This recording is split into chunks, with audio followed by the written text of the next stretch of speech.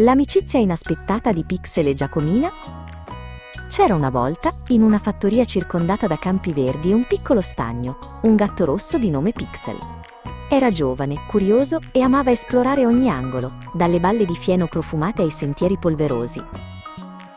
Nello stesso stagno viveva Giacomina, un'anatra selvatica dal piumaggio brillante, tipica di un germano reale. Amava nuotare e tuffarsi, ma era un po' timida e preferiva la tranquillità dell'acqua.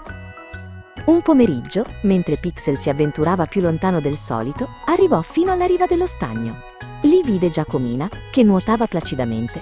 Entrambi si fermarono, sorpresi e un po' spaventati l'uno dall'altra. Pixel miagolò piano, un suono che era più una domanda che un saluto.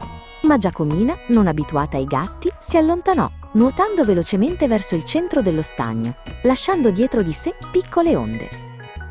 Il giorno dopo, la curiosità di Pixel lo riportò allo stagno. Questa volta però non si avvicinò troppo. Trovò un piccolo fiore di campo, rosso come il suo pelo, e lo lasciò delicatamente sulla riva, come un piccolo dono. Giacomina, nascosta tra i canneti, osservò la scena. Era incuriosita da quel gesto inaspettato. Il gatto rosso non sembrava volerla cacciare, ma piuttosto fare amicizia? Nei giorni successivi, Pixel continuò le sue visite allo stagno. A volte portava un sassolino lucido, altre una piuma colorata. Giacomina, sentendosi più sicura, iniziò a nuotare più vicino alla riva, osservandolo.